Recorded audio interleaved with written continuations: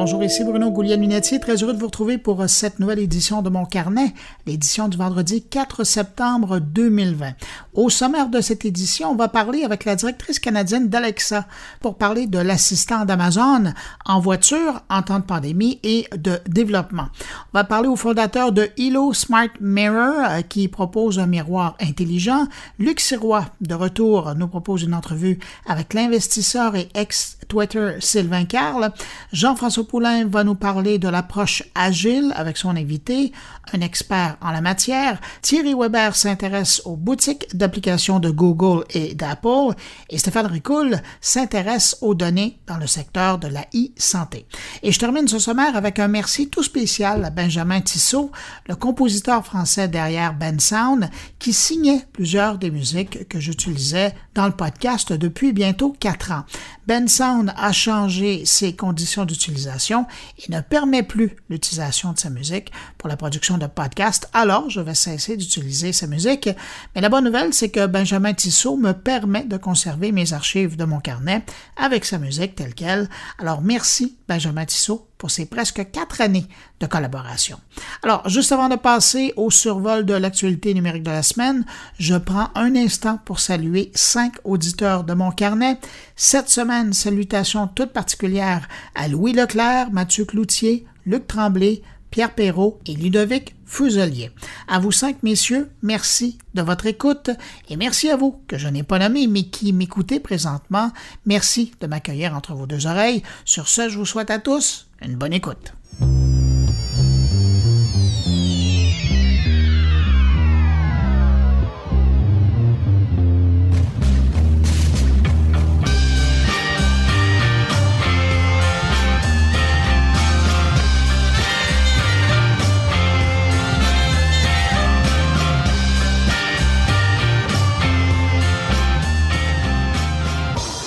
Une étude de Kaspersky révèle que plus de 30% des Français partagent leur compte de services de vidéo en ligne comme Netflix ou Amazon Prime et du même coup, la grande majorité partage également leur mot de passe et c'est pareil pour les services de livraison de restauration.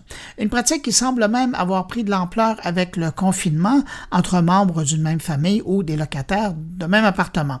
Je parle des Français, mais ça semble être la pratique un peu partout où Kaspersky a mené son enquête à travers le monde. Ce qui ressort de cette recherche faite en période de pandémie, c'est également que de plus en plus, les modes de vie numériques changent, forcés par la pandémie et les mesures de sécurité autour de nous, ce qui fait que depuis le début de la pandémie et du confinement, nous passons maintenant 2 heures supplémentaires en ligne chaque jour pour un total presque de 7 heures. Je vous laisse réfléchir à ça dans votre vie. Et ça me fait penser à une autre étude que j'ai vue cette semaine, celle-là qui concerne les États-Unis, mais on ne doit pas être trop loin non plus. Aux États-Unis, YouTube, Instagram et Snapchat sont les plateformes en ligne les plus populaires parmi les adolescents.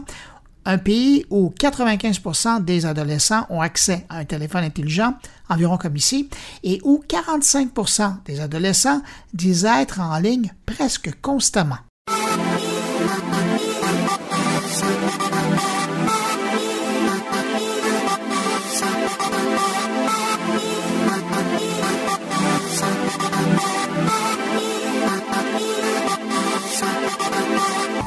Dans le conflit qui oppose TikTok au président américain, on a appris cette semaine que la Chine, qui a décidé de changer ses lois et de mettre son veto dans la balance, eh bien, la Chine a bloqué une offre de 30 milliards de dollars de Microsoft pour l'achat de la plateforme de vidéo et le gouvernement de Pékin refuse désormais de vendre l'algorithme de l'application, la technologie qui fait la différence devant les autres plateformes. Sans son algorithme, on ne peut pas dire qu'un futur acheteur recevrait une coquille vide avec TikTok parce qu'il y a quand même des millions de vidéos au catalogue, mais il n'y aurait quand même pas ce moteur qui fait carburer l'application avec une programmation illimitée et personnalisée pour ses utilisateurs. Je rappelle que le président américain affirmait encore cette semaine qu'il souhaite un accord avant le 15 septembre. Après ça, toujours selon lui, l'application ne serait plus utilisée, l'application ne serait plus disponible aux États-Unis. Un dossier à suivre.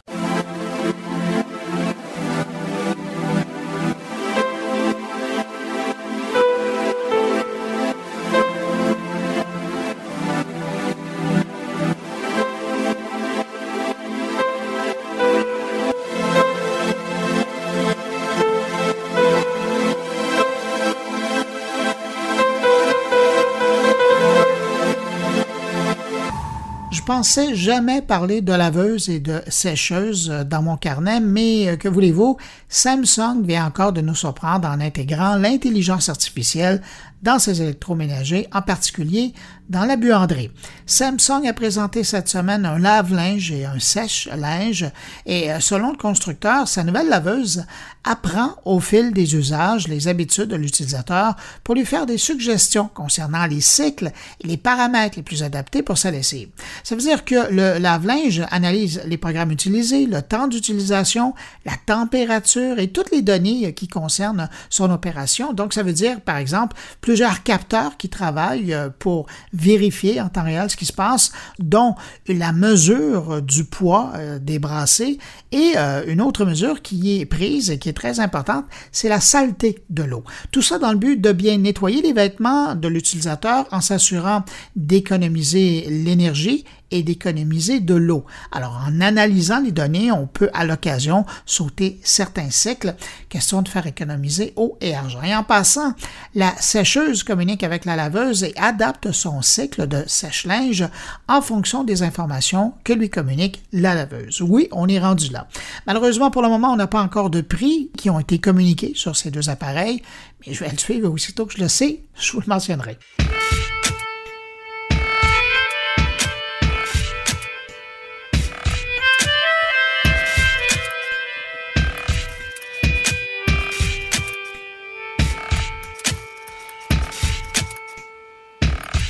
Les chercheurs de Mozilla viennent de démontrer que l'historique de navigation des utilisateurs permettait d'identifier assez facilement les profils des internautes. 3 chercheurs ont collecté l'historique de navigation de 52 000 utilisateurs Firefox pendant 2 semaines, et ça de façon anonyme.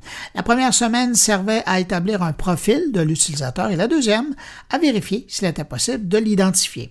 La conclusion de l'étude, sur les 52 000 profils, les chercheurs ont réussi à recréer presque 49 000 profils différents. En regardant seulement les 150 domaines les plus visités d'un internaute, les chercheurs ont obtenu un taux d'identification de plus de 80%. Avec seulement 50 domaines les plus visités, ils ont quand même réussi à identifier 50% des profils des internautes. C'est vous dire comment l'historique de vos navigations parle.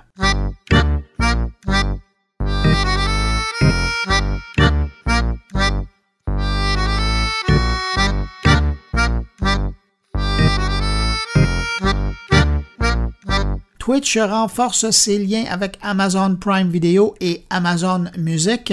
Je pense que c'est le moins qu'on puisse dire. D'une part, il y a Watch Party qui permet dorénavant aux créateurs sur Twitch d'inviter leurs abonnés à regarder du contenu sur Amazon Prime Video ensemble en communauté. Les abonnés de Amazon Prime Video peuvent maintenant connecter leur compte sur la plateforme Twitch pour faire du co-visionnement avec des amis. Parenthèse d'ailleurs au sujet de co-visionnement, il y a Disney+ qui va lancer sa propre fonctionnalité de visionnement en groupe très bientôt.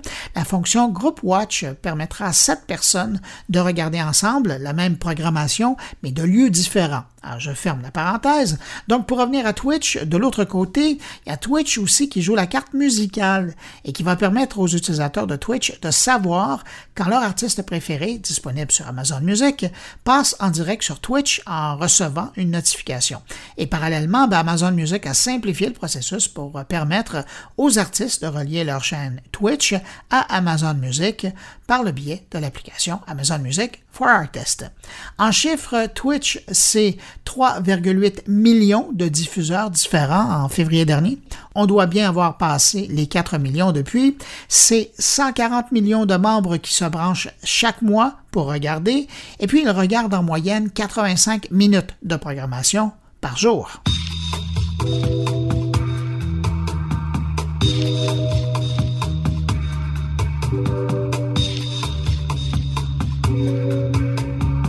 Je termine ce bref survol de l'actualité numérique de la semaine avec un clin d'œil concernant une étude qui semble démontrer que sur les applications de rencontres, posséder un iPhone et l'afficher sur ses photos de profil, ça peut rendre plus attirant.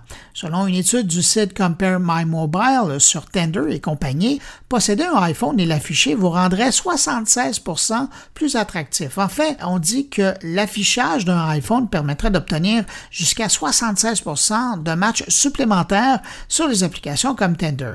Mais attendez, si vous affichez d'autres produits d'Apple comme une Apple Watch, vous pourriez avoir une augmentation de 61% des matchs et on parle de 41% d'augmentation si vous portez des AirPods à vos oreilles.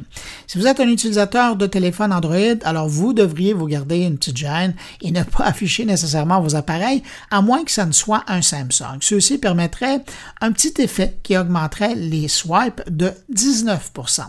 Mais si vous utilisez un téléphone de marque Google, Sony ou Huawei, oubliez ça. L'étude indique que l'affichage sur un profil d'un téléphone de Google diminue les matchs de 10%. Pour un Sony, on parle d'une baisse de 14%. Et finalement, pour Huawei, on réduit de 23% les matchs potentiels. Mais le pire, c'est l'affichage d'un BlackBerry. Alors là, on parle d'une diminution de 74% des matchs. L'étude peut vous faire rire, d'ailleurs elle m'a fait rire quand je l'ai lu, mais sachez quand même que celle-ci est l'analyse des résultats de 50 000 swipes et matchs sur des applications de rencontres. Et pour l'expérience, le site Compare My Mobile avait créé des faux profils identiques où la seule chose qui changeait, c'était le téléphone ou l'accessoire qui apparaissait sur les photos. La grande conclusion de cette étude, quand on regarde maintenant les sexes, c'est que les femmes seraient plus susceptibles d'aimer des profils qui contiennent des produits Apple. Selon l'âge, entre 50 et 70% des femmes y portent une attention, alors que seulement 1 à 18% des hommes, toujours selon l'âge, portent moins attention aux produits électroniques sur les photos des profils féminins.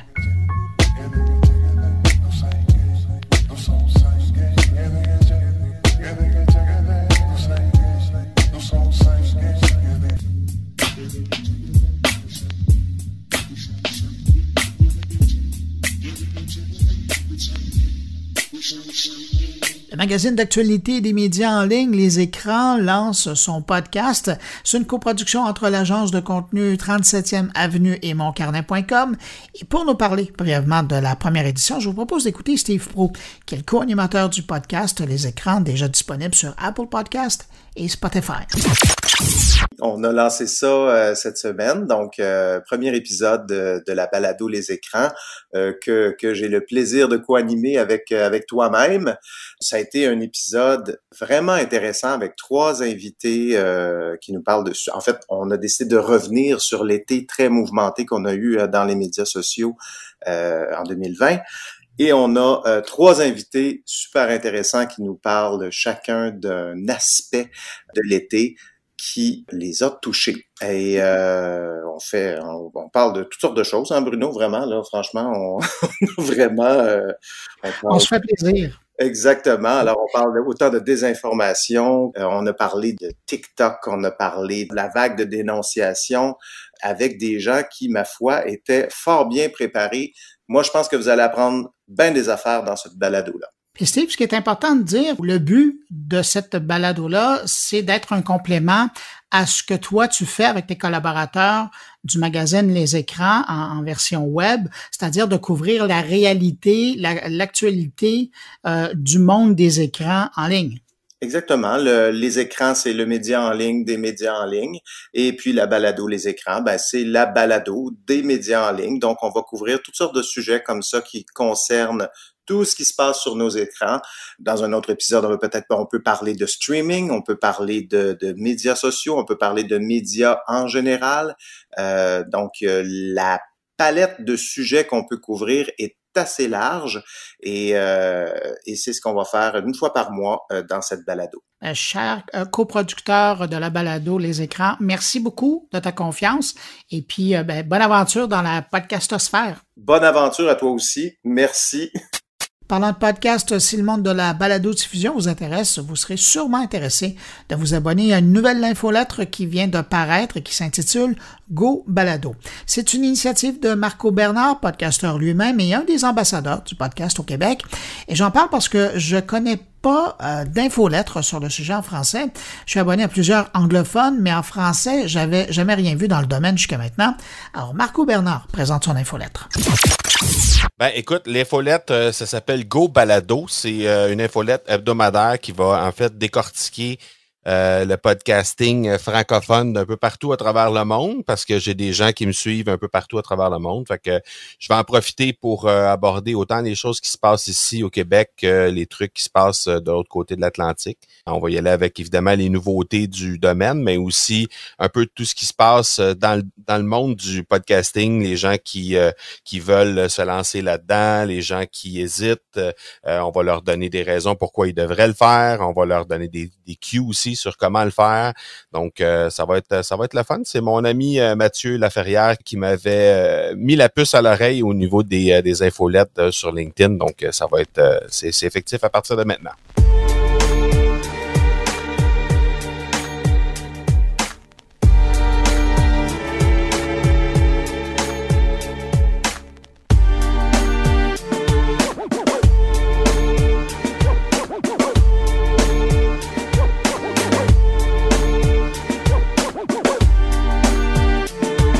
Pour la première entrevue de la semaine, je vous amène du côté de Seattle pour rencontrer la nouvelle patronne de Alexa au Canada.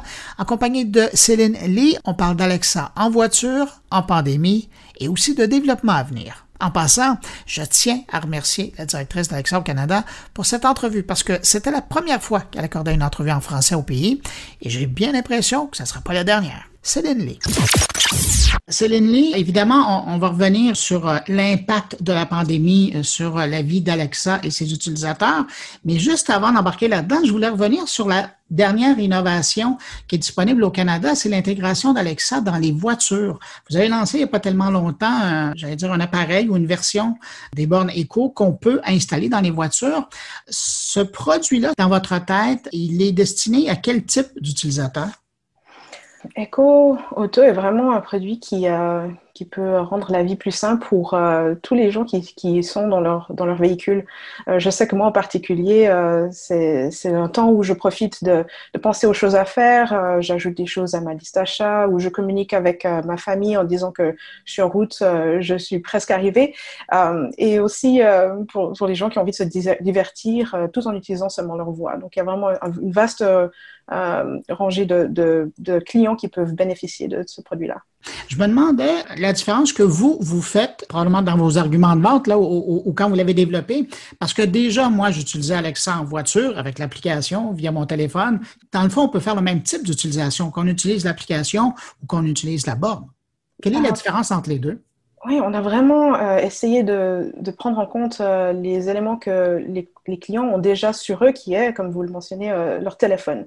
Et donc, pour un client qui rentre dans son véhicule, c'est vraiment, il n'a plus besoin de rien sortir de sa poche, on peut seulement utiliser sa voix et tout marche simplement. Donc, en utilisant la connexion Bluetooth, le son peut sortir directement des haut-parleurs du véhicule et permettre d'utiliser, par exemple, la navigation, juste en utilisant la voix, tout en ayant encore l'audio si quelqu'un utilise, par exemple, de la musique qui continue derrière en background. Donc, c'est vraiment la simplicité et la facilité d'utilisation qui, pour moi, sont vraiment les aspects importants de ce produit-là.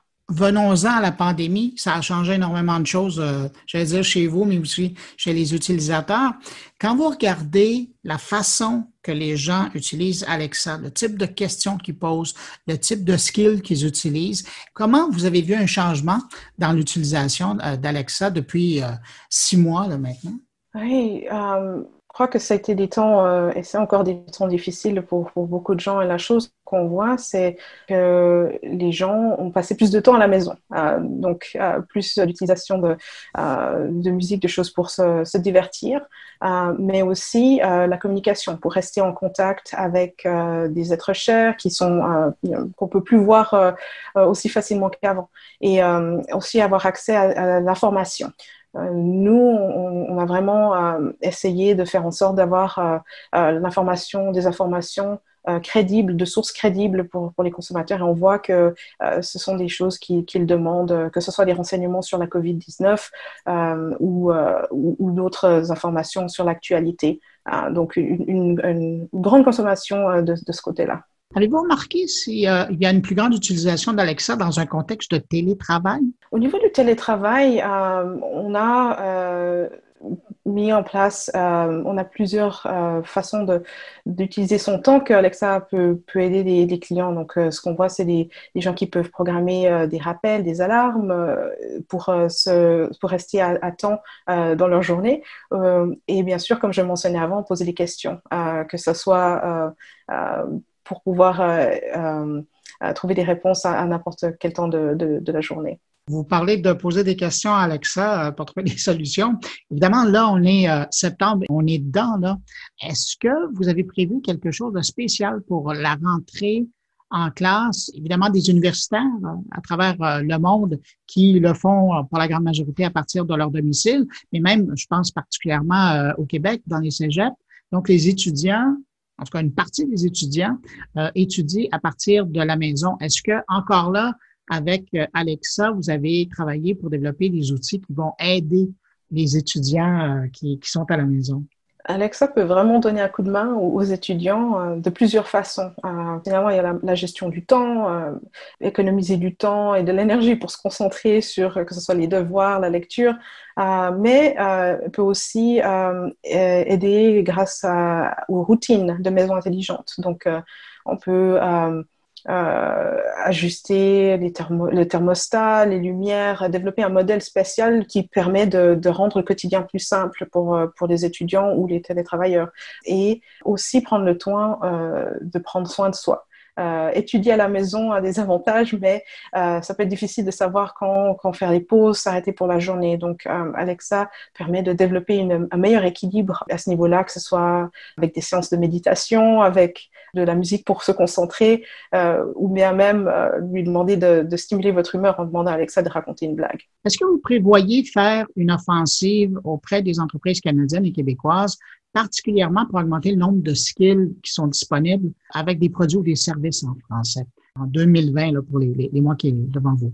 C'est un des aspects qui est vraiment professionnellement vraiment intéressant pour moi, c'est la possibilité justement de travailler et d'influencer directement des produits qui rendent la vie des clients plus facile et en particulier la mission de mon équipe est de continuer à non seulement fournir des nouveaux produits, des services à nos clients canadiens, mais aussi à lancer de nouveaux partenariats avec des entreprises locales. Donc, nous continuons à vraiment se concentrer à développer leur expérience et à travailler avec des partenaires au Canada. Tout à l'heure, vous parliez d'information. J'étais curieux de savoir, vient d'arriver là, récemment un service de notification par Alexa concernant l'information. Je pense aux États-Unis, notamment, c'est disponible pour NPR et Fox News, où on reçoit des informations quand il y a des nouvelles toutes fraîches. C'est un peu comme des bulletins spéciaux. Est-ce que ça, au Canada, vous êtes en train de travailler là-dessus? Je crois qu'on entend vraiment beaucoup de nos consommateurs au Canada, leurs intérêts et leur envie d'avoir accès à tout ce que Alexa peut offrir. Et donc, offrir nos produits globalement dans tous les pays où on est présent est quelque chose qui est vraiment important pour nous et on continue à travailler sur cette expansion pour s'assurer qu'on puisse offrir une expérience qui est vraiment impeccable à tous nos consommateurs à l'international. Au départ, vous étiez, j'allais dire, la grande patronne d'Alexa chez Amazon pour le Canada. Vous avez été travailler avec d'autres groupes et puis par la suite, vous êtes revenu à la tête d'Alexa pour le Canada. Qu'est-ce que vous avez tiré de votre expérience qui maintenant peut bénéficier le développement d'Alexa au Canada? Je crois que la meilleure partie pour moi des expériences que j'ai eues au sein d'Amazon et avec Alexa Canada en particulier, c'est la possibilité de travailler avec des gens qui ont des antécédents différents et une expertise vraiment distincte qui nous permet de créer quelque chose de mieux ensemble. Et donc, de profiter de cette diversité de pensée et de l'appliquer à ce qu'on fait tous les jours, ça nous permet justement de travailler sans relâche pour fournir ces produits et ces services à nos clients au Canada en s'assurant que l'expérience est vraiment impeccable. En terminant, Céline Lee, chez Amazon, vous en parlez pas beaucoup, mais chez Amazon, il existe un système de vidéoconférence pour vos clients, pour les gens qui qui travaillent dans l'écosystème. Je me suis toujours demandé, sachant maintenant la grande popularité de la vidéoconférence, de l'audioconférence, est-ce que c'est un service qui va bientôt arriver, ça, sur les gens qui utilisent les bornes d'Amazon, qui utilisent Alexa pour pouvoir utiliser uniquement en mode audio ou en mode vidéo, s'ils ont les bornes Echo Show, la possibilité de se brancher, de faire de la réunion auditive ou audiovisuelle à partir de leurs bornes et d'Alexa? Ce que je peux vous dire, c'est qu'on a vraiment beaucoup développé l'expérience justement de communication entre appareils qui ont la possibilité de communiquer entre eux. Donc, si vous avez un appareil Echo avec Alexa, aujourd'hui déjà, vous pouvez communiquer, que ce soit par audio ou vidéo, avec d'autres personnes qui ont cet appareil. Et donc, particulièrement au sein de la pandémie, c'est une fonctionnalité qui a été vraiment appréciée. Je sais que on va continuer à développer ces expériences pour que on puisse offrir de la meilleure communication possible à nos clients. Donc, c'est à surveiller. À surveiller. Et comme je le disais, vraiment, le but, c'est de rendre la vie plus simple et plus agréable, que ce soit en temps de pandémie et notre nouvelle normale. On continue à utiliser notre technologie pour améliorer la vie. Céline Lee, directrice d'Alexa au Canada, merci d'avoir pris le temps de répondre à mes questions. C'était un plaisir de vous rencontrer. Merci de m'avoir eu.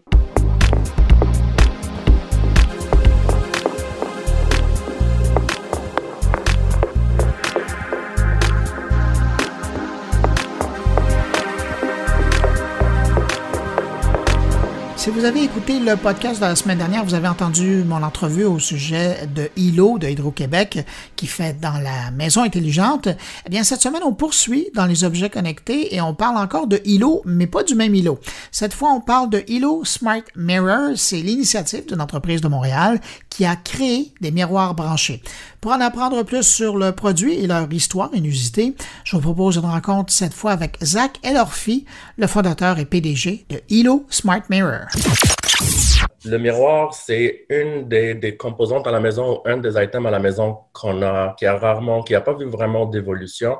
Le miroir qu'on a, ça cache un écran invisible quand la personne n'est pas là, mais quand la personne vient devant le miroir, il y a un écran touchscreen en avant, un tactile en avant, avec un système Android où les gens peuvent venir interagir avec le miroir, voir la météo, voir leur calendrier, leur to-do list, écouter de la musique, voir des films. C'est un peu changer l'ambiance qu'on est habitué d'avoir dans la salle de bain ou augmenter un peu la qualité, le temps qu'on passe devant un miroir. Fait que c'était ça le but de notre miroir intelligent. Et là, on parle d'un miroir, mais c'est la technologie, évidemment, qui est derrière ça, parce que le miroir, vous le déclinez en différents formats. Là. Donc, il n'y a pas seulement un miroir, mais le miroir prend différentes formes. C'est exact. On a deux missions. On a deux miroirs avec deux missions différentes. Le premier, c'est Hilo Light, c'est le miroir rond qui a plus une mission un peu pour la vanité, pour la salle de bain avec les lumières. La clientèle qui nous prend ce modèle, c'est souvent des femmes pour le make-up, quelque chose qui a besoin d'être proche avec une bonne luminosité. De l'autre côté, le grand miroir, on avait beaucoup d'intérêt pour les salles de sport ou les gens qui s'entraînent à la maison, qui ont un petit gymnase. Eux, ils peuvent streamer, ils peuvent aller chercher du contenu en ligne gratuitement pour faire leur exercice. Ça permet ça de voir le contenu et aussi de voir leur posture en même temps. Ça évite un peu les problèmes, les blessures. Tu sais, maintenant, les gens, ce qu'ils font, c'est qu'ils regardent ça sur leur téléphone. C'est pas très pratique. Ils regardent ça sur peut-être une tablette. Tu sais, c'est toujours tout croche, mais on ne sait pas ce qu'on fait. Si on vient vraiment un peu augmenter la façon comment les gens ils s'entraînent à la maison. Oui, puis c'est pratique. À la fin, on peut voir même le résultat de l'entraînement. D'où vient l'idée de développer à la fois le logiciel et l'appareil lui-même du Hilo Smart Mirror? Déjà, moi, je suis quand même assez geek. Je passais mes fins de semaine à essayer de souder des petites composantes électroniques pour essayer d'en faire des bébelles qui roulent, qui marchent, qui sautent. Fait que c'était un peu mon passe-temps. J'en faisais des miroirs intelligents. Il y en a énormément sur Internet, des do-it-yourself, les faire vous-même à la maison. C'est assez facile, mais je ne trouvais pas vraiment de bonne fonctionnalité. Ça affichait la météo, l'heure. Je ne pouvais pas vraiment appeler ça un miroir tactile. Puis même à chaque fois que j'en fabriquais un de mes amis ou des connaissances à moi m'en achetaient tout de suite. checké sur Internet et on n'avait pas de solution déjà prête pour monsieur, madame, tout le monde. J'ai parti à l'aventure, j'ai démissionné de mon poste, j'ai j'ai parti dans une ronde de financement et on a lancé le projet développement, recherche et développement, prototypage et production de masse. Et là, on s'approche du point où on va commencer à scaler ça dans les prochains mois.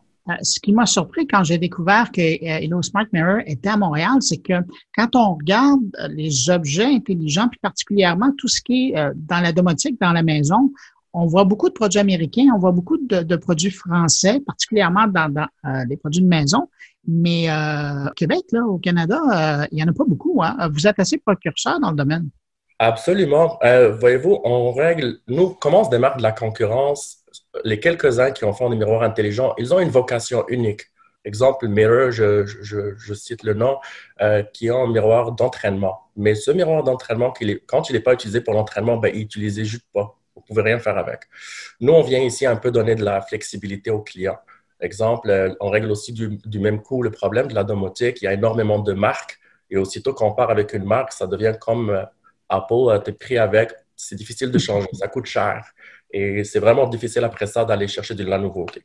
Avec Android, sur quoi on est basé notre système, on peut acheter n'importe quelle marque et on n'a pas besoin vraiment d'énormément de connaissances pour l'utiliser, pour que toute la famille puisse l'utiliser. Ça, c'est d'un côté. D'un autre côté, pour la maison, le fitness, comme je vous ai dit, ça, c'est le deuxième volet, et aussi pour le divertissement à la maison. On remarque maintenant, les gens, ils se débarrassent de leur TV pour laisser place à une bibliothèque ou un espace zen de lecture. Alors, ici, le miroir, c'est vraiment le parfait fit où les gens peuvent mettre leur musique zen, relax, puis profiter de cet espace-là. Aussi, quand il y a des invités, chacun met sa musique à tour de rôle. C'est vraiment multifonction. Tout en un miroir tout en un, disons. Il n'y a pas d'appareil photo, d'objectif dans le miroir. Hein? Au début, on l'avait, mais on a fait des tests avec des clients, on a roulé des sondages et c'était problématique du point de vue client. Même si on dit qu'il y a un bouton physique pour la débrancher, c'est rare les personnes qui voudront une caméra connectée au Wi-Fi dans leur salle de bain. Je prends même un exemple personnel. Même à moi, je serais un peu craintif. Alors, on a décidé de l'enlever, mais l'option est disponible pour les entreprises parce qu'on a aussi un volet entreprise. On développe des applications sur mesure pour exemple, les hôtels ou les salles de sport. On est très versatile. Parlez-moi justement, vous venez de l'aborder, mais parlez-moi de la rétroaction des usagers, de vos clients. Qu'est-ce qu'ils disent de votre miroir? Déjà, on est toujours dans la phase d'apprentissage client. Le produit est tout nouveau. La première question qui ressort souvent, je vous dis comme à chaque coup, c'est quoi? On a encore cette phase d'apprentissage client. Après ça, il y a comment je peux l'utiliser. Mais les gens, du moment qu'ils se mettent devant en 5 minutes, ils sont capables de comprendre comment ça fonctionne parce que tout le monde a déjà un téléphone cellulaire ou a déjà eu un téléphone Android. On est basé sur le même système, c'est juste qu'on l'a simplifié. On a enlevé tout ce qui n'est pas nécessaire pour une utilisation dans un miroir pour garder vraiment uniquement l'essentiel qui va être utilisé sur un miroir. Fait que souvent, les gens ils le confondent avec une tablette. Ce n'est pas une tablette, ce n'est pas une TV non plus. C'est vraiment nouveau, c'est un entre-deux, c'est un hybride, un entre-deux, c'est vraiment un tout nouveau produit. Dans le fond, je comprends que votre défi, c'est de mettre le miroir devant le client parce qu'une fois qu'il l'a devant lui et qu'il commence à interagir, il comprend. Exactement. Du moment, c'est intuitif. On a fait des tests je vous dis, de l'âge de 13 ans jusqu'à 65 ans et pas une personne n'a pas su comment s'y retrouver. D'autres qui sont plus rapides que d'autres, mais tout le monde se retrouve sans poser de questions. Alors, si votre défi, c'est de mettre les miroirs devant les gens, comment on s'y prend? Pour l'instant, on a un magasin en ligne. On est présentement aussi sur Walmart, sur Amazon. On fait le onboarding. On est en train d'être listé aussi sur Home Depot et Best Buy. Et du côté États-Unis, j'ai un distributeur américain qui a une exclusivité pour 1 an. Et ça va très bien de son côté aussi. Du côté B2B, j'ai beaucoup d'intérêt de plusieurs entreprises comme Decathlon qui nous ont approchés dernièrement pour équiper leur salle de sport dans les magasins avec nos miroirs. Et ça, c'est pour une application mobile qu'ils sont en train de créer maintenant pour leur communauté d'entraîneurs. Alors, on a beaucoup d'intérêt aussi du côté tourisme. On a de l'intérêt aussi des constructeurs immobiliers qui sont présentement à la recherche de solutions faciles à intégrer dans leur immeuble ou dans leur immeuble qui est déjà bâti pour un peu leur donner une petite valeur ajoutée. Comme voyez-vous, là, en 5 minutes, je vous ai parlé d'au moins 3-4 filiales sur lesquelles Hilo est en train d'agir en même temps.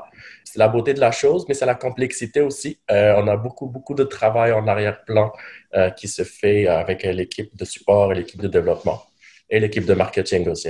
Écoutez, en terminant, il faut absolument que je soulève la question. La semaine dernière, j'avais un invité de Hydro-Québec qui nous parlait du nouveau service Hilo de maisons intelligentes. Quand même une bonne coïncidence de vous voir arriver avec Hilo Smart Mirror. Il y a une belle coïncidence, là. Oui, quand même, oui. Et je vous dis, j'aimerais ça un jour travailler avec Hydro-Québec. Ça tombe, de mon point de vue, moi, c'est quelque chose de positif. On n'est pas des concurrents, pas du tout. On viendra ici rajouter quelque chose à leur offre qui est déjà présente, mais on n'est pas du tout en concurrence ici. J'étais aussi surpris que vous, parce que ça a été au même moment que nous, on est parti, notre entreprise, on a cherché le nom, on a commencé à brander un peu. Ça tombait exactement dans la même période. Zach Elofy, écoutez, je vous souhaite beaucoup de visages dans vos miroirs et beaucoup d'utilisateurs. Merci beaucoup, Bruno. Passez une excellente journée. Merci, au revoir. Salut, bye.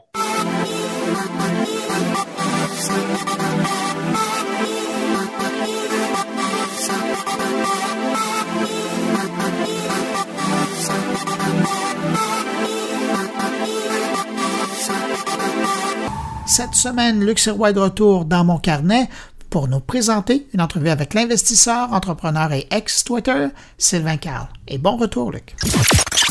Sylvain, tu migres de Founders Fuel, de Real Venture à une autre aventure dans le domaine de l'innovation pour l'environnement. Conte-nous ça. C'est vraiment la fusion de mes convictions personnelles avec mon travail au quotidien. Je dirais que je peux en faire quand même une bonne partie là, avec mon travail chez Real Venture.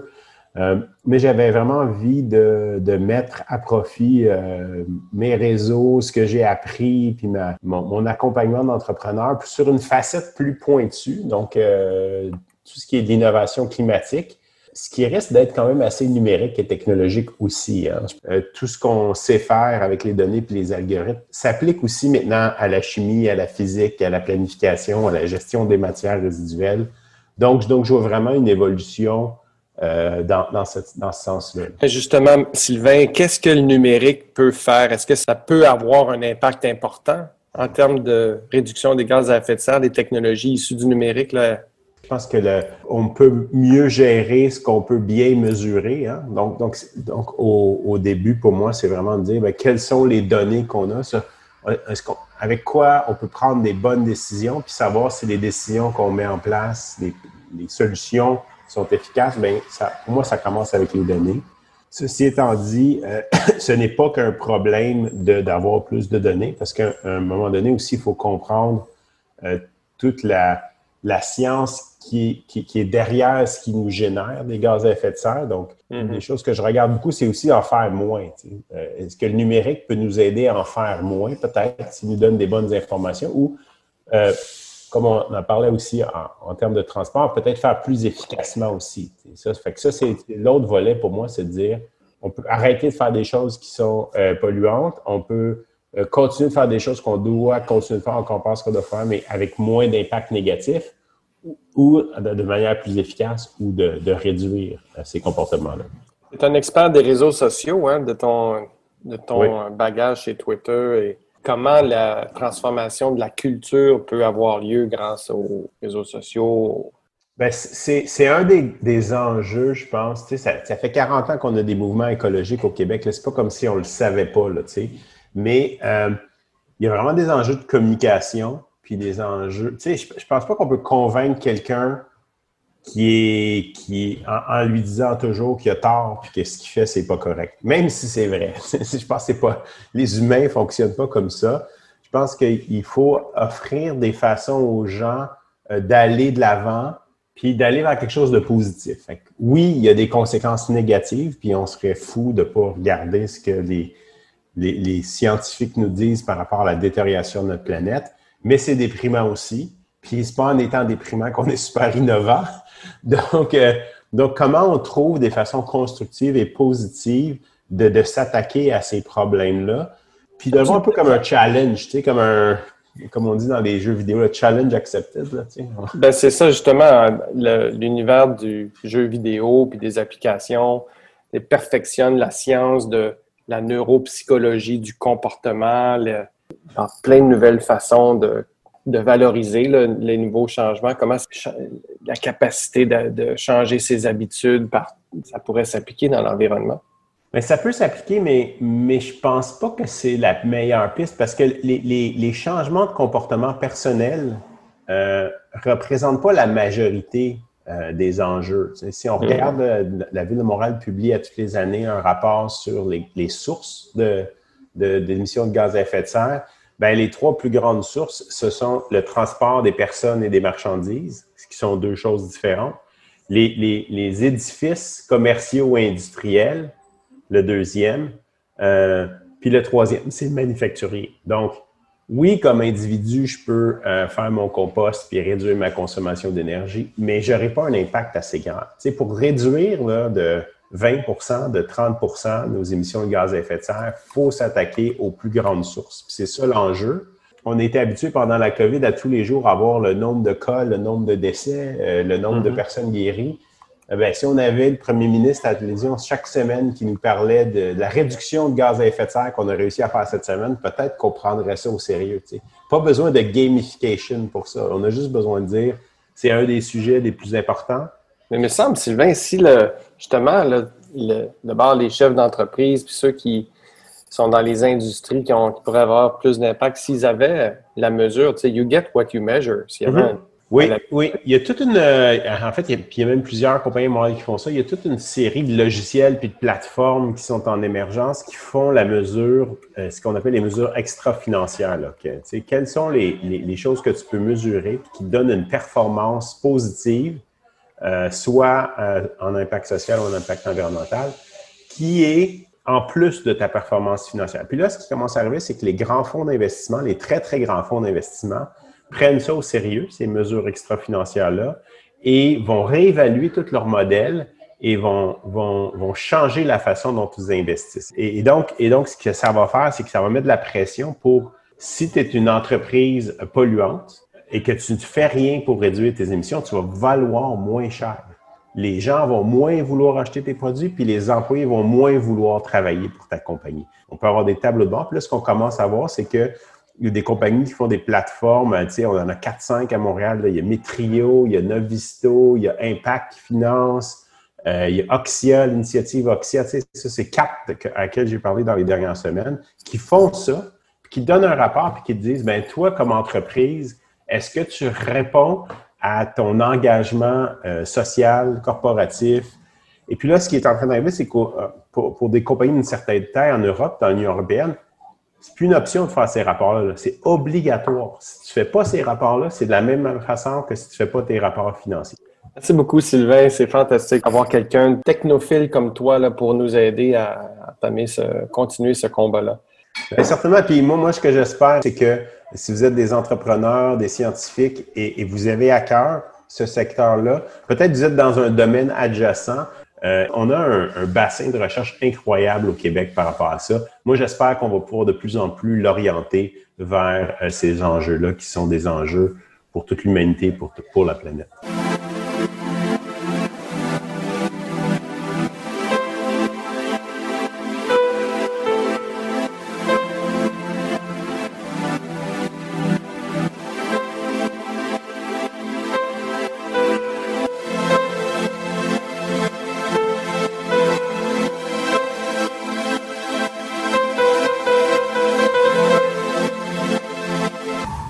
C'est au tour de Thierry Weber et aujourd'hui, Thierry s'intéresse aux boutiques en ligne d'Apple et de Google qui font l'actualité depuis quelques semaines. Bonjour Bruno, bonjour les auditeurs de Mon Carnet. La semaine précédente, je me posais la question de savoir quoi penser du futur du CES et de la promotion qui est faite autour de cet événement qui se tiendra en direct. Aujourd'hui, dans cette chronique, je viens aussi avec une question qui m'interpelle, sur laquelle j'aimerais aussi beaucoup avoir votre avis.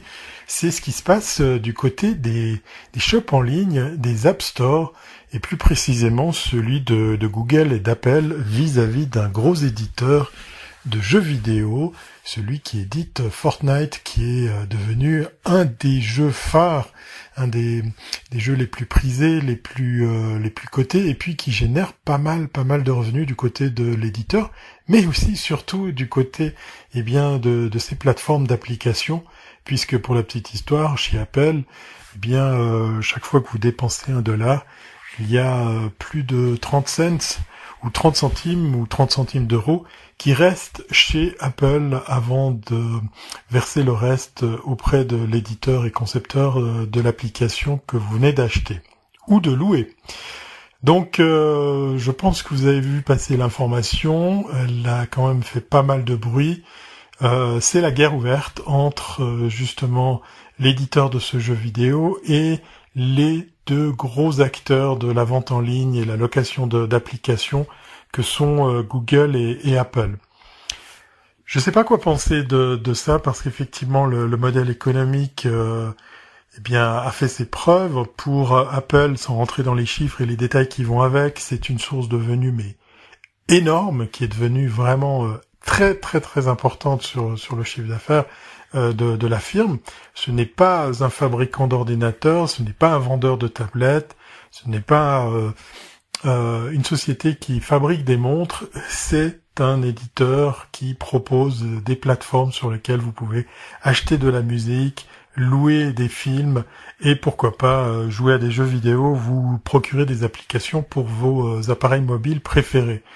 C'est, je crois, la seconde fois que Apple rentre dans une capitalisation très très importante pour carrément devenir une des sociétés, ou la société la mieux cotée et celle qui possède la plus grande valeur boursière. Je n'oublie pas qu'il y a toujours Amazon aussi dans ce trio de tête. Et puis, comme ça suffisait pas, il y a des choses qui se sont mises en place pour quand même essayer de faire un petit peu de ménage. Ça a été le cas dans des pays d'Europe.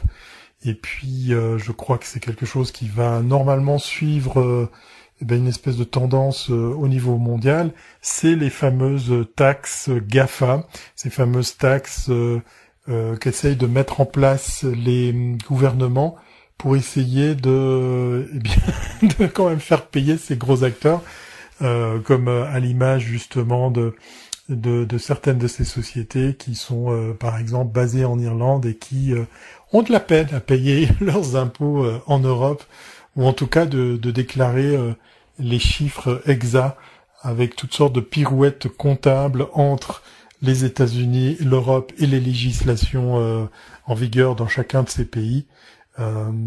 Force est de constater que quand on a beaucoup d'argent, l'exercice devient encore plus excitant à mettre en place, et tout ce petit monde redouble d'ingéniosité pour arriver à passer entre les mailles du filet des impôts.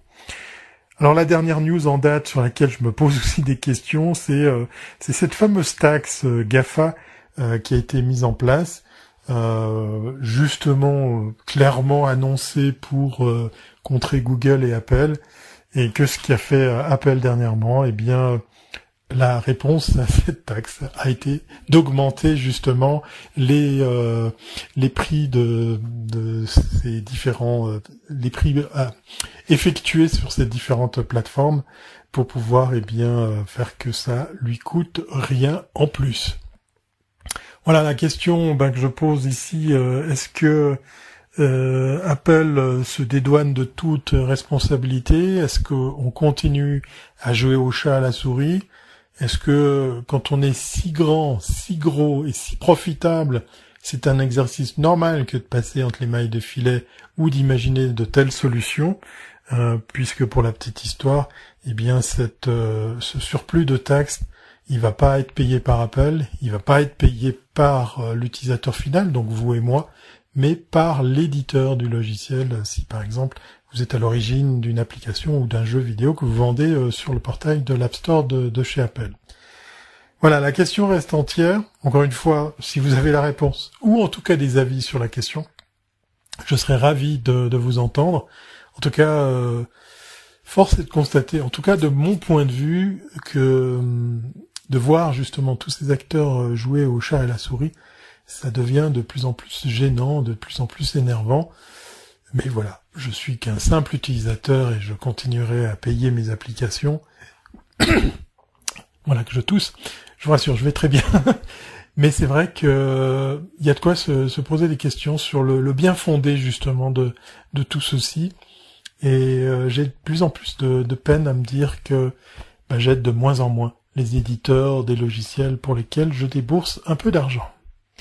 Voilà, je vous souhaite une très bonne journée ou une très bonne soirée. Et comme à l'accoutumée, je vous dis à très bientôt si c'est pas avant. Et portez-vous bien.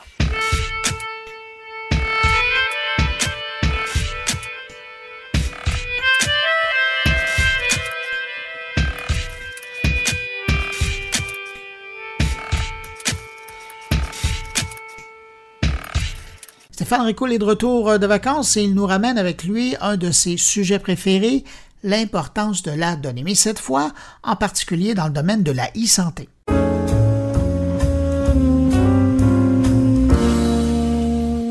Et il faut croire que ce sera un fil conducteur dans mes interventions pour la prochaine année. Je parle encore une fois de la donnée. Cette fois-ci, j'en parle dans le domaine de la santé. Le recueil systématique de données dans ce domaine, donc celui de la e-santé, devient indispensable à son bon fonctionnement. Une numérisation qui vient en support aux défis présents dans ce domaine. L'Institut Montaigne a d'ailleurs réuni un groupe de travail composé d'une vingtaine d'experts, a auditionné une centaine de parties prenantes du secteur de la santé et a mené de nombreuses comparaisons internationales afin de formuler des propositions concrètes pour le déploiement de la e-santé. Et ces propositions se résument ainsi. Mobiliser les acteurs privés pour faire émerger une véritable filière de la santé, faciliter l'accès aux données pour l'ensemble des acteurs de la santé, construire un environnement réglementaire et technique propice à son renforcement et enfin bâtir une culture de confiance autour du numérique et des données de santé. Et c'est bien évidemment sur ce dernier point que j'abonde personnellement le plus car il repose, toujours selon l'Institut Montaigne, sur la multiplication des cas d'usage afin de pouvoir démontrer à la population comme aux professionnels quel est l'intérêt d'utiliser les données de la santé et surtout de les partager. Et cela passe par la case accompagnement aux dites technologies pour une appropriation efficiente des acteurs du système de la santé. Et c'est là que les fleurs du tapis ont joué leur rôle à la perfection dans l'annonce de notre gouvernement sur la vente des données médicales des Québécois à des pharmaceutiques. Si les données doivent être démocratisées, car elles peuvent aider à améliorer des diagnostics et le traitement de nombreuses maladies, c'est leur monétisation qui agace le plus car, à bien y réfléchir, ne sommes-nous pas actuellement en train de plateformiser, si ça existe, la santé, comme n'importe quelle autre plateforme exploitant à la perfection des données dans le but d'en tirer un maximum de profit. Et si tel était le cas, alors nous aurions la légitimité d'exiger l'application rapide du projet de loi 64 qui, je le rappelle, oblige les organismes et les entreprises à publier des règles encadrant la gouvernance à l'égard des renseignements personnels, les oblige à diffuser une politique de confidentialité qui rend impossible pour les entreprises de communiquer des listes nominatives et qui donne le droit à une personne d'exiger que cesse la diffusion de renseignements précis sur elle. Cependant, il y a un point qu'il ne faut pas perdre de vue dans tout ce brouhaha, et c'est mon ami Stéphane Hamel qui l'a souligné dans un billet publié sur LinkedIn qui dit qu'il ne faut pas que le souci et l'incompréhension de la protection de la vie privée deviennent un frein à l'innovation. Car toujours, selon lui, les avancements de la médecine ont toujours été basés sur la disponibilité de données. Il nous fait un petit rappel historique ou un clin d'œil comme quoi, en 1665, un médecin a analysé le lieu des victimes de la peste pour découvrir que la source était le puits local. Alors, le ministre Pierre Fitzgibbon a bien fait de préciser dans sa sortie publique que ce sera quand on aura réglé l'aspect de l'accès aux données que les données de la RAMQ deviendront une mine d'or, toujours pour le citer. Si l'intérêt de l'exploitation des données dans un but d'amélioration de tout ce qui touche à la santé semble faire l'unanimité, on voit bien que c'est la gouvernance des dites données qui est un point bloquant.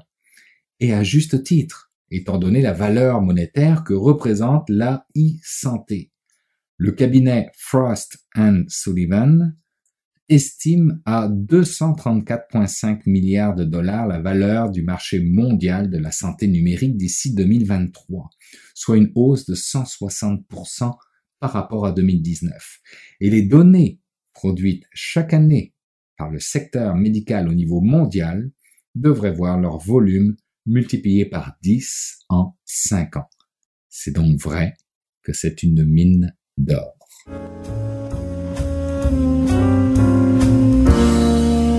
C'est maintenant le temps d'aller rejoindre mon ami Jean-François Poulain. Salut Jean-François. Bonjour Bruno. Jean-François, cette semaine, tu nous parles de l'approche agile, un mot qui signifie beaucoup dans le monde de l'informatique notamment, mais aussi des organisations de plus en plus. Bien, justement, peut-être pas encore assez dans les organisations en général, parce qu'effectivement, c'est quelque chose qui a été fait par une gang de geeks au début des années 2000, parce que, comme tout le monde, on voyait que les méthodologies n'étaient pas évidentes. Comment on organisait des programmeurs face à tout le reste du monde pour dire, on va programmer, mais on va le faire dans des cycles. Littéralement, là, on va se prendre pendant une semaine, 2 semaines, 3 semaines, commencer à travailler sur quelque chose, se questionner, corriger et recommencer. Mais ça fait 19 ans de ça. Donc, en 19 ans, on voit dans beaucoup d'organisations que, dans certaines occasions, même tu te dis, mon Dieu, est-ce que c'est une espèce de religion, ça? Il y a même des gens qui m'ont dit dernièrement, je suis agiliste. C'est soit un truc de cirque, soit c'est devenu une religion un peu pour eux. C'est assez particulier, mais à la base, il y a quelque chose de super intéressant dans l'agilité. De par son nom même, ça se veut agile. Mais c'est devenu une espèce de chasse gardée du domaine des programmeurs.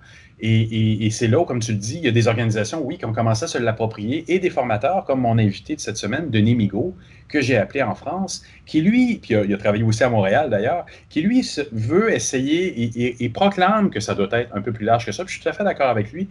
Théoriquement, les UX, déjà, doivent être dedans, parce que le UX promulgue déjà cette espèce de forme de dire... On va faire de la recherche sur qui va l'utiliser, on va l'essayer, on va le prototyper, puis on va recommencer, puis on va faire des cycles comme en agilité. Mais on n'est pas inclus en général dans ces cycles-là. Il y a des organisations qui le font bien à Montréal, mais pas tout le temps. Et donc, c'est de ça qu'on parle dans l'entrevue. On essaie de voir pourquoi c'est pas appliqué plus loin, puis on parle un peu aussi de l'historique de l'agilité. Alors, tu nous rappelles le nom de ton invité? Denis Migaud, qui est responsable pédagogique chez Wimanity. C'est une belle entrevue, ça va faire réfléchir des gens, ça. Tout le temps. Jean-François, merci beaucoup pour l'entrevue. On se retrouve la semaine prochaine. Merci Bruno, à la semaine prochaine. Pour faire un petit peu d'histoire, c'est en 2001, tu as 17 personnes qui étaient des personnes principalement déjà connues à l'époque, connues et reconnues pour leurs compétences, leur savoir en développement logiciel et en excellence logicielle. Ces personnes se sont retrouvées lors d'un salon professionnel du secteur dans l'Utah pour discuter des différents problèmes qu'ils rencontraient dans le secteur. C'est des problèmes principalement, on va dire, organisationnels, des problèmes humains. De toute façon, même si on travaille dans l'IT, tous les problèmes qu'on rencontre sont avant tout des problèmes humains. Et les problèmes qu'ils rencontraient, étaient principalement liés à la façon dont les entreprises, alors et à l'époque et toujours encore aujourd'hui, même si c'est moins important, comment elles interagissaient avec le personne qui travaille dans l'IT et comment elles envisageaient la gestion et l'organisation du développement logiciel. C'est-à-dire qu'elles avaient une approche très industrielle pour un secteur qui est particulièrement complexe, c'est-à-dire qu'il y a beaucoup de choses dont on ne sait pas. il y a beaucoup de zones de flou qui nécessitent des expérimentations, qui nécessitent de l'exploration, et on peut pas avoir une démarche prédictive en fait face au développement logiciel. J'ai connu la période où on allait travailler en amont, en wireframe, on faisait des prototypes, on faisait ça pendant un mois et demi, voire 2 mois. Exactement. Et après ça, on lançait ça au programmeur en disant « Allez-y » ou au designer, puis faites des miracles. C'est exactement ça. Cette démarche prédictive, en fait, elle consiste à se dire qu'on peut d'ores et déjà savoir l'étendue de son besoin. On va pouvoir donc écrire pendant des semaines, voire des mois, un cahier des charges de plusieurs centaines de pages qui va décrire en détail le besoin. Et ensuite, on va passer ça à d'autres personnes qui vont être des personnes qui vont réaliser. Tu parles de designers, ça peut être aussi des développeurs qui vont se mettre à la réalisation. Sauf que avec les années, ce qu'on a vu, c'est que déjà les technologies évoluent extrêmement vite. Notamment en mobile, hein. On dit toujours que dans le développement dans le mobile, une année c'est 3 mois, et que ce changement est permanent, et que même au-delà de ça, avec l'agrandissement des services IT, maintenant on a des services IT qui comprennent plusieurs dizaines, voire plusieurs centaines de personnes. Il y a une complexité inhérente à ce nombre de personnes-là, dans leurs interactions, notamment. Et cette complexité, elle empêche d'avoir une logique. Il y a une logique prédictive. Donc, il faut réussir à s'adapter au changement qui est permanent. Et ça passe par un changement de posture, par un changement de philosophie. C'est accepter notamment qu'on ne sait pas. C'est donner du pouvoir additionnel auprès de ceux qui font, notamment. C'est développer une confiance et pour favoriser les échanges et pour réussir à apprendre en faisant au fur et à mesure, petit pas par petit pas. Et ça, c'est l'origine de leur rencontre, donc en 2001, c'est de mettre des mots sur ce qu'on vient de dire et d'écrire, et enfin il en a découlé en fait l'écriture d'un manifeste. Ils l'ont même écrit assez rapidement, et de ce manifeste après a découlé des principes et des valeurs. Ça c'est venu quelques jours plus tard, pour expliquer leur façon d'appréhender ce monde du logiciel, et pour mettre en place une culture. Une culture, donc, au final, qu'est-ce que c'est une culture? C'est un ensemble de pratiques, c'est un ensemble de croyances qui va différencier un groupe d'un autre. Et c'est cette culture qu'ils ont créée à travers l'écriture d'un manifeste, donc en 2001. De croyances, tu l'as dit aussi, et en 19 ans, depuis ce temps-là, il y a eu un peu des dérives à travers tout ça, c'est comme ça vient souvent des fois, surtout quand on part sur une base de manifestes et de croyances. J'ai eu l'impression dans les dernières années qu'on assiste littéralement, des fois il y a des mots qui ressortent des principes d'agilité comme comment ça s'appelle, des cérémonies. On commence à se dire, mon Dieu, ça ressemble à une religion tout ça, là. Oui, alors c'est effectivement une des choses qui moi m'a surpris ces dernières années. J'ai travaillé aussi au Canada pendant quelques temps, et c'est aussi quelque chose que j'ai trouvé. Donc c'est pas spécifique à la France, hein, je l'ai trouvé aussi à Montréal notamment, et dans d'autres endroits où j'ai pu aller.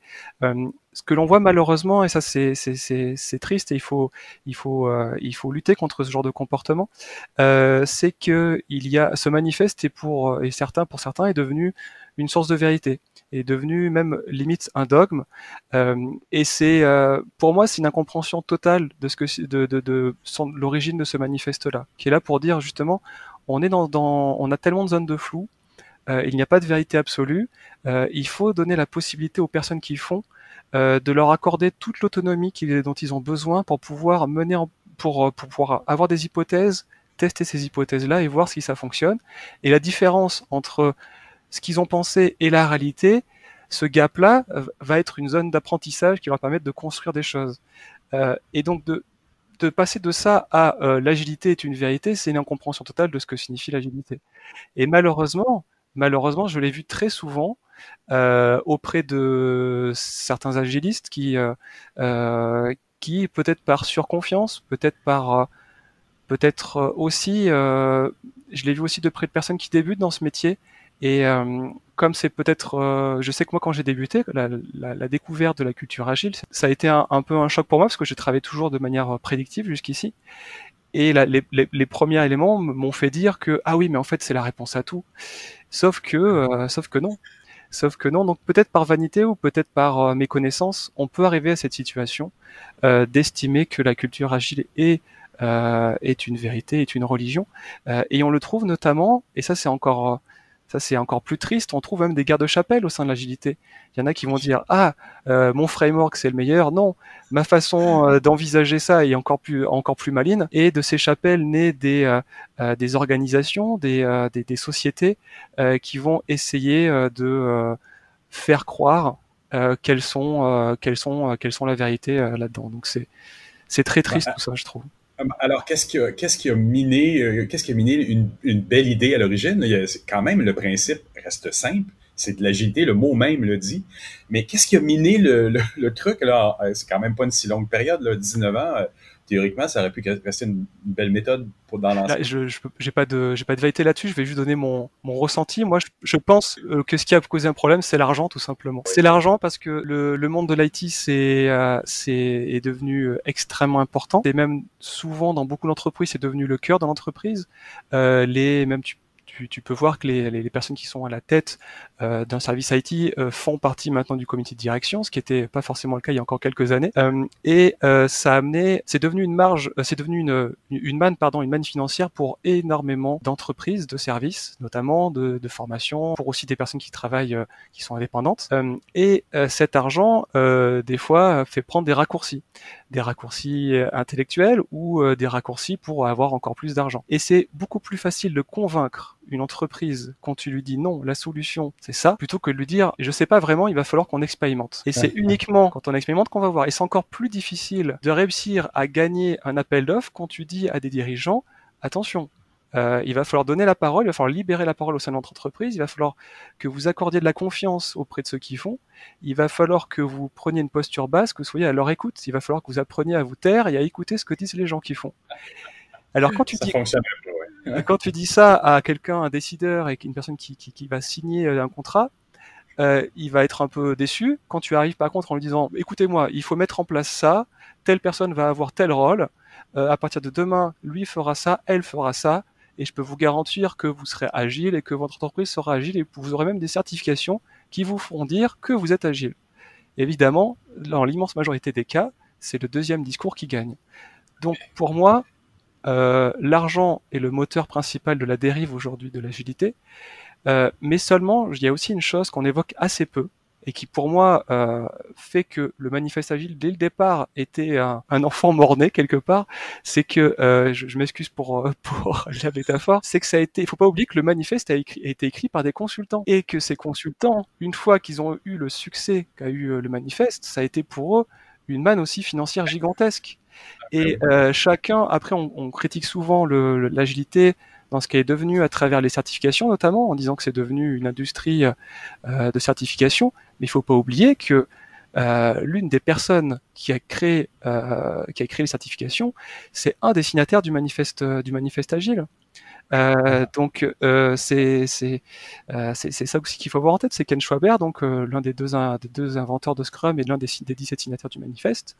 C'est lui qui a poussé ces certifications-là, et il a été suivi même récemment par Alistair Cockburn, qui est un autre des signataires du manifeste, qui lui aussi lance ses propres certifications. Et même récemment, j'assistais à une conférence d'un des signataires du manifeste qui expliquait que si au final, en 20 ans, pratiquement 20 ans, ils ont jamais modifié le manifeste, ou ils sont jamais réunis ensemble de nouveau, à part une fois, et encore ils n'étaient pas tous ensemble, c'était à l'occasion d'un anniversaire, je crois que c'était les 15 ans, c'est tout simplement parce qu'ils sont concurrents, les consultants entre eux sont concurrents. Est-ce que tu penses que ça peut être élargi aussi à plus que juste le monde des programmeurs? Mais je vois toujours une forte résistance à ça quand même, ou une difficulté, parce qu'il reste que c'est quelque chose qui a un langage très, très complexe, ou un langage très hermétique lié à la programmation, arrive pas à s'intégrer bien dans le processus. Tu crois que dans une grande organisation, on peut arriver à dire, on est agile, incluant des gens du marketing, des coms, tout le monde, pour vraiment arriver à un produit final qui fait du sens, finalement? Alors, t'amènes plusieurs sujets qui sont très intéressants. Déjà, ça n'a pas de sens de se dire, dans une entreprise,